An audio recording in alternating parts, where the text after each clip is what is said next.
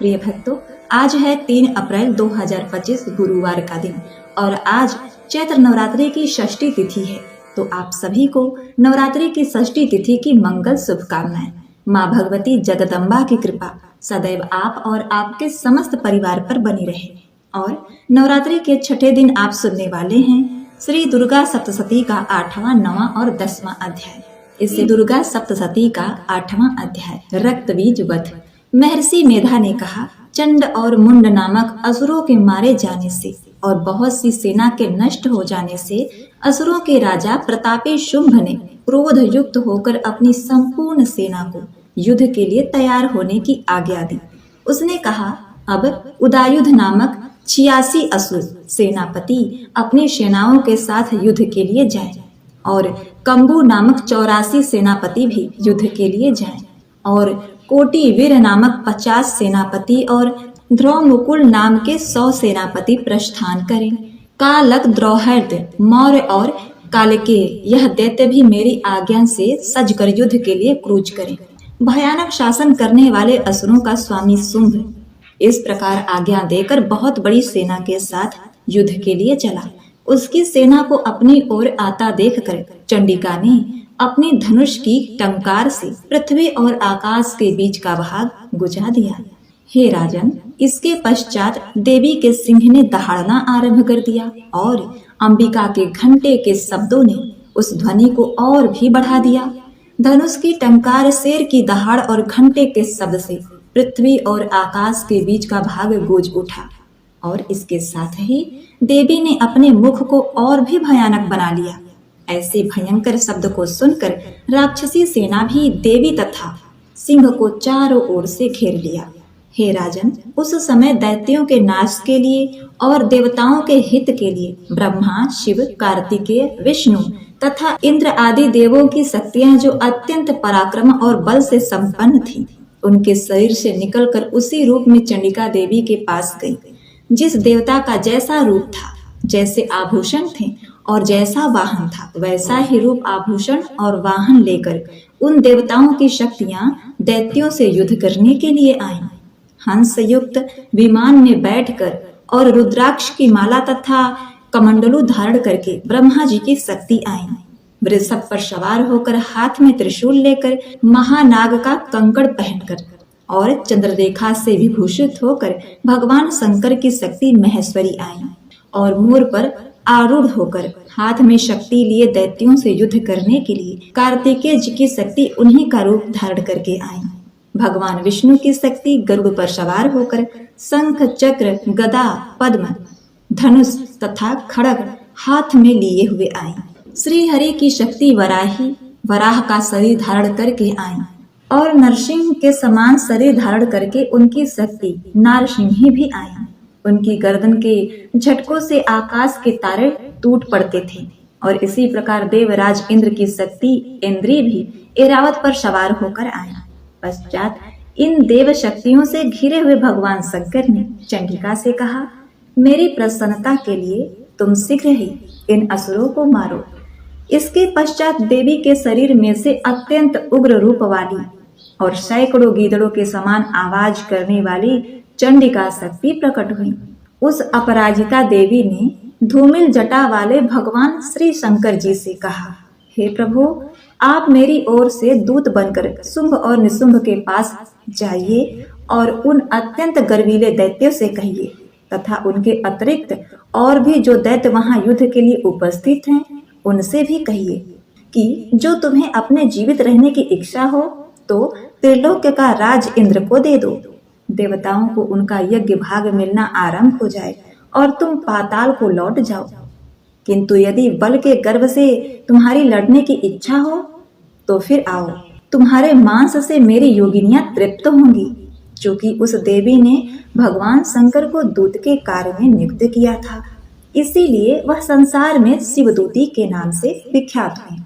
भगवान शंकर से देवी का संदेश पाकर उन दैत्यों के क्रोध का कोई आर पार न रहा और वह जिस स्थान पर देवी विराजमान थी वहां पहुंचे और जाने के साथ ही उस पर बाणों और शक्तियों की वर्षा करने लगे।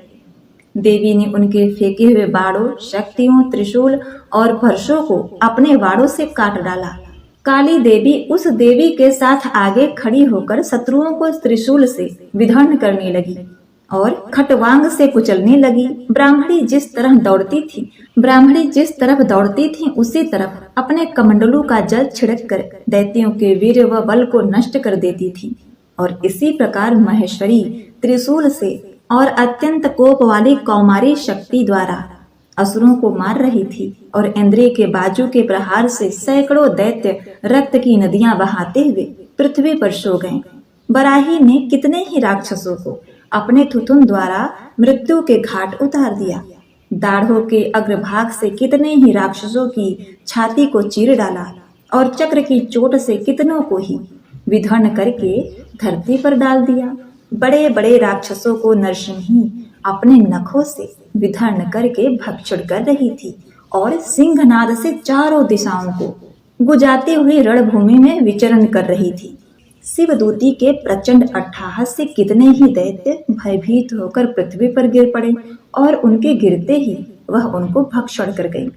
इस तरह क्रोध में भरे हुए मातृगणों द्वारा नाना प्रकार के उपायों से बड़े बड़े असुरों को मरते हुए देखकर राक्षसी सेना भाग खड़ी हुई। और उनको इस प्रकार भागता देखकर रक्तबीज नामक महापराक्रमी राक्षस क्रोध में भरकर युद्ध के लिए आगे बढ़ा। उसके शरीर से रक्त की बूंदें पृथ्वी पर जैसे ही गिरती थीं, तुरंत वैसे ही शरीर वाला तथा वैसा ही बलवान दैत्य पृथ्वी से उत्पन्न हो जाता था। रक्तबीज गदा हाथ में लेकर इंद्रिय के साथ युद्ध करने लगा। जब इंद्रिय शक्ति ने अपने वज्र से उसको मारा तो घायल होने के कारण उसके शरीर से बहुत सारा रक्त बहने लगा और उसकी प्रत्येक बूंद से उसके ही समान बलवान तथा महापराक्रमी अनेकों दैत्य भयंकर रूप से प्रकट हो गए। वह सब के सब दैत्य रक्तबीज के समान ही बलवान तेज वाले थे। वह भी भयंकर अस्त्र शस्त्र लेकर देवियों के साथ लड़ने लगे। जब इंद्रिय के वज्र प्रहार से उसके मस्तक पर चोट लगी और रक्त बहने लगा तो उसमें से हजारों ही पुरुष उत्पन्न हो गए। वैष्णवी ने चक्र से और इंद्रिय ने गदा से रक्तबीज को चोट पहुंचाई और वैष्णवी के चक्र से घायल होने पर उसके शरीर से जो रक्त बहा उससे हजारों महाअसुर उत्पन्न हुए, जिसके द्वारा यह जगत व्याप्त हो गया। कौमारी ने शक्ति से, वराही ने खड्ग से और महेश्वरी ने त्रिशूल से उसको घायल किया। इस प्रकार क्रोध में भरकर उस महादैत्य ने सब मात्र शक्तियों पर पृथक पृथक गदा से प्रहार किया और माताओं ने शक्ति तथा शूल इत्यादि से उनको बार बार घायल किया। उससे सैकड़ों महादैत्य उत्पन्न हुए और इस प्रकार उस रक्त बीज के रुधिर से उत्पन्न हुए असुरों से संपूर्ण जगत व्याप्त हो गया, जिससे देवताओं को भय हुआ। देवताओं को भयभीत देखकर चंडिका ने काली से कहा, हे चामुंडे, अपने मुख को बड़ा करो और मेरे शस्त्राघात से उत्पन्न हुए रक्त बिंदुओं से उत्पन्न हुए महाअसुरों को तुम अपने इस मुख से भक्षण करती जाओ। इस प्रकार रक्त बिंदुओं से उत्पन्न हुई महादैत्यों को भक्षण करती हुई तुम रणभूमि में विचरो। इस प्रकार रक्त क्षीण होने से यह दैत्य नष्ट हो जाएगा। तुम्हारी भक्षण करने के कारण अन्य दैत्य नहीं होंगे। काली ने इस प्रकार कहकर चंडिका देवी से रक्त बीज पर अपने त्रिशूल से प्रहार किया और काली देवी ने अपने मुख में उसका रक्त ले लिया। तब उसने गदा से चंडिका पर प्रहार किया। प्रहार से चंडिका को तनिक भी कष्ट न हुआ, किंतु रक्त बीज के शरीर से बहुत सा रक्त बहने लगा। लेकिन उसके गिरने के साथ ही काली ने उसको अपने मुख में ले लिया। काली के मुख में उस रक्त से जो असुर उत्पन्न हुए उनको उन्होंने भक्षण कर लिया और रक्त को पीती गईं। तदवंतर देवी ने रक्त बीज को, जिसका भी खून काली ने पिया था, चंडिका ने उस दैत्य को वज्र, बाण, खड्ग तथा शूल इत्यादि से मार डाला। हे राजन, अनेक प्रकार के अस्त्रों से मरा हुआ वह खून से वंचित वह महादैत्य रक्त बीज पृथ्वी पर गिर पड़ा। हे राजन, उसके गिरने से देवता अत्यंत प्रसन्न हुए और माताएं उन असुरों का रक्त पीने के पश्चात उद्धृत होकर नृत्य करने लगी। श्री दुर्गा सप्तशती का 8वां अध्याय समाप्त। अब सुनिए दुर्गा सप्तशती का 9वां अध्याय, निशुंभ वध। राजा ने कहा, हे ऋषिराज, आपने रक्तबीज के वध से संबंध रखने वाला वृत्तांत मुझे सुनाया। अब मैं रक्तबीज के मरने के पश्चात क्रोध में भरे हुए शुंभ व निशुंभ ने जो कर्म किया वह सुनना चाहता हूँ। महर्षि ने कहा, रक्तबीज के मारे जाने पर शुंभ और निशुंभ को बड़ा क्रोध आया और अपनी बहुत बड़ी सेना का इस प्रकार सर्वनाश होते देखकर निशुंभ देवी पर आक्रमण करने के लिए दौड़ा। उसके साथ बहुत बड़े बड़े असुर देवी को मारने के वास्ते दौड़े और महापराक्रमी शुंभ अपनी सेना सहित चंडिका को मारने के लिए आगे बढ़ा। फिर शुंभ और निशुंभ का देवी से घोर युद्ध होने लगा और वह दोनों असुर इस प्रकार देवी पर बाण फेंकने लगे जैसे मेघों से वर्षा हो रही हो। उन दोनों के चलाए हुए बाणों को देवी ने अपने बाणों से काट डाला और अपने शस्त्रों की वर्षा से उन दोनों दैत्यों को चोट पहुंचाई। निशुंभ ने तीक्ष्ण तलवार और चमकती हुई ढाल लेकर देवी के सिंह पर आक्रमण किया। अपने वाहन को चोट पहुंची देखकर देवी ने अपने छुरप्र नामक बाण से निशुंभ की तलवार व ढाल दोनों ही काट डाला। तलवार और ढाल कट जाने पर निशुंभ ने देवी पर शक्ति से प्रहार किया। देवी ने अपने चक्र से उसके 2 टुकड़े कर दिए। फिर क्या था, दैत्य मारे क्रोध के जल भुन गया और उसने देवी को मारने के लिए उनकी ओर शूल फेंका, किंतु देवी ने अपने मुक्के से उसको चूर चूर कर डाला। फिर उसने देवी पर गदा से प्रहार किया। देवी ने त्रिशूल से गदा को भस्म कर डाला। इसके पश्चात वह फरसा हाथ में लेकर देवी की ओर लपका। देवी ने अपने तीखे बाणों से उसे धरती पर सुला दिया। अपने पराक्रमी भाई निशुंभ के इस प्रकार से मरने पर शुंभ क्रोध में भरकर देवी को मारने के लिए दौड़ा।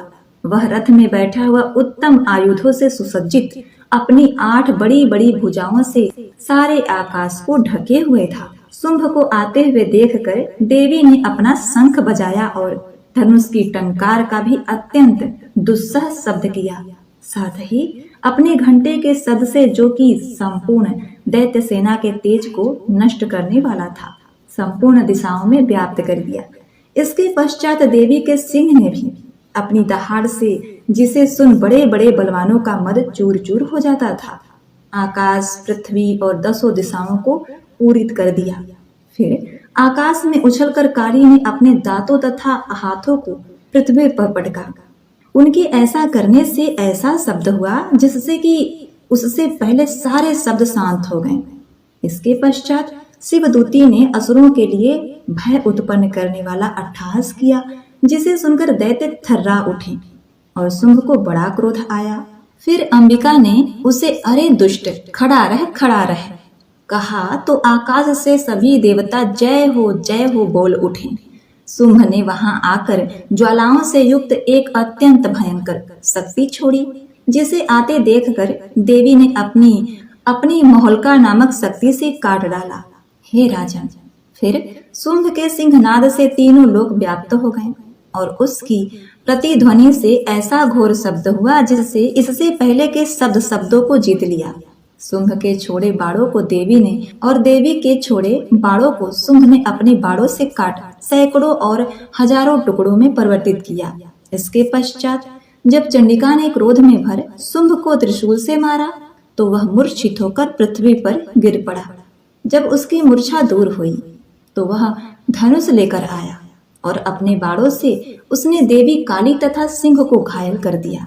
फिर उस राक्षस ने 10,000 भुजाएं धारण करके चक्रादि आयुधों से देवी को आच्छादित कर दिया। तब भगवती दुर्गा ने कुपित होकर अपने बाणों से उन चक्रों तथा बाणों को काट डाला। यह देखकर निशुंभ हाथ में गदा लेकर चंडिका को मारने के लिए दौड़ा। उसके आते ही देवी ने तीक्ष्ण धार वाले खड्ग से उसकी गदा को काट डाला। उसने फिर त्रिशूल हाथ में ले लिया। देवताओं को दुखी करने वाले निशुंभ पे आता देखकर चंडिका ने अपने शूल से उसकी छाती पर प्रहार किया और उसकी छाती को चीर डाला। शूल विधर्ण हो जाने पर उसकी छाती में से एक उस जैसा ही महापराक्रमी दैत्य ठहर जा कहता हुआ निकला। उसको देखकर देवी ने बड़े जोर से अट्टहास लगाया अभी वह निकल भी नहीं पाया था कि उसका सिर अपनी तलवार से काट डाला। सिर के कटने के बाद ही वह पृथ्वी पर गिर पड़ा। तदवंतर सिंह दहाड़ दहाड़ कर असुरों का भक्षण करने लगा और काली शिवदूती भी राक्षसों का रक्त पीने लगी। कौमारी की शक्ति से कितने ही महादैत्य नष्ट हो गए। ब्रह्माणी के कमंडल के जल से कितने ही असुर समाप्त हो गए। कई दैत्य महेश्वरी के त्रिशूल से विधर्ण होकर पृथ्वी पर गिर पड़े और बराही के प्रहारों से छिन्न भिन्न होकर धराशायी हो गए। वैष्णवी ने भी अपने चक्र से बड़े बड़े महापराक्रमियों का कचूमर निकालकर उन्हें यमलोक भेज दिया और इंद्रिय से कितने ही महाबली राक्षस टुकड़े टुकड़े हो गए। कई दैत्य मारे गए, कई भाग गए, कितने ही काली शिवदूती और सिंह ने भक्षण कर लिए। इस प्रकार से श्री दुर्गा सप्तशती का 9वां अध्याय समाप्त हुआ। अब आगे सुनिए श्री दुर्गा सप्तशती का 10वां अध्याय, शुंभ का वध। महर्षि मेधा ने कहा, हे राजन, अपने प्यारे भाई को मरा हुआ तथा सेना को नष्ट देखकर क्रोध में भरकर दैत्यराज शुंभ कहने लगा, दुष्ट दुर्गे, तू अहंकार से गर्व मत कर, क्योंकि तू दूसरों के बल पर लड़ रही है। देवी ने कहा, हे दुष्ट, देख, मैं तो अकेली ही हूँ। इस संसार में मेरे सिवा दूसरा कौन है? यह सब मेरी शक्तियां हैं। देख, यह सब की सब मुझ में प्रविष्ट हो रही हैं। इसके पश्चात ब्रह्माणी आदि सब देवियां उन देवी के शरीर में लीन हो गईं और देवी अकेली रह गई। तब देवी ने कहा, मैं अपनी ऐश्वर्य शक्ति से अनेक रूपों में यहाँ उपस्थित हुई थी। उन सब रूपों को मैंने समेट लिया है। अब अकेली ही यहाँ खड़ी हूँ, तुम भी यहीं ठहरो। महर्षि मेधा ने कहा, तब देवताओं तथा राक्षसों के देखते देखते देवी तथा शुंभ में भयंकर युद्ध होने लगा। अंबिका देवी ने सैकड़ों अस्त्र शस्त्र छोड़े। उधर दैत्यराज ने भी भयंकर अस्त्रों का प्रहार आरंभ कर दिया। देवी के छोड़े हुए सैकड़ों अस्त्रों को दैत्य ने अपने अस्त्रों द्वारा काट डाला। इस प्रकार शुंभ ने जो अस्त्र छोड़े उसको देवी ने अपनी भयंकर हुंकार के द्वारा ही काट डाला। दैत्य ने जब सैकड़ों बाण छोड़कर देवी को ढक दिया तो क्रोध में भरकर देवी ने अपने बाणों से उसका धनुष नष्ट कर दिया। धनुष कट जाने पर दैत्य ने शक्ति चलाई, लेकिन देवी ने उसे भी काट कर फेंक दिया। फिर दैत्य ने चमकती हुई ढाल लेकर देवी की ओर दौड़ा, किंतु जब वह देवी के समीप पहुंचा तो देवी ने अपने तीक्ष्ण बाणों से उसकी चमकने वाली ढाल को भी काट डाला। फिर दैत्य का घोड़ा मर गया, रथ टूट गया, सारथी मारा गया। तब वह भयंकर मुद्राएं लेकर देवी पर आक्रमण करने के लिए दौड़ा। फिर देवी ने अपने तीक्ष्ण बाणों से उसके मुद्राओं को भी काट दिया। इस प्रकार दैत्य ने क्रोध में भरकर देवी की छाती में बड़े ही जोर से एक मुक्का मारा। दैत्य ने जब देवी को मुक्का मारा तो देवी ने भी उसकी छाती में जोर से एक थप्पड़ मारा। थप्पड़ खाकर पहले तो दैत्य पृथ्वी पर गिर पड़ा, किंतु तुरंत ही वह उठ खड़ा हुआ। फिर वह देवी को पकड़कर आकाश की ओर उछला और वहां जाकर दोनों में युद्ध होने लगा। वह युद्ध ऋषियों और देवताओं को आश्चर्य में डालने वाला था। देवी आकाश में दैत्य के साथ बहुत देर तक युद्ध करती रही। फिर देवी ने उसे आकाश में घुमाकर पृथ्वी पर गिरा दिया। दुष्ट आत्मा दैत्य पुनः उठकर देवी को मारने के लिए दौड़ा। तब अपनी ओर आता हुआ देखकर देवी ने उसकी छाती विदीर्ण करके उसको पृथ्वी पर पटक दिया। देवी के शूल से घायल होने पर उस दैत्य के प्राण पखेरु उड़ गए और उसके मरने पर समुद्र, द्वीप, पर्वत, पृथ्वी सब कांपने लग गए। तदनंतर उस दुष्ट आत्मा के मरने से संपूर्ण जगत प्रसन्न व स्वस्थ हो गया तथा आकाश निर्मल हो गया। पहले तो उत्पात सूचक मेघ और उल्कापात होते थे, वह सब शांत हो गए। उसके मारे जाने पर नदियां अपने ठीक मार्ग से बहने लगी। संपूर्ण देवताओं का हृदय हर्ष से भर गया और गंधर्वियां सुंदर गान करने लगी, गंधर्व बाजे बजाने लगे, अप्सराएं नाचने लगी, पवित्र वायु बहने लगी, सूर्य की कांति स्वच्छ हो गई, यज्ञशालाओं की बुझी हुई अग्नि अपने आप प्रज्वलित हो उठी तथा चारों दिशाओं में शांति फैल गई। श्री दुर्गा सप्तशती का 10वां अध्याय समाप्त हुआ।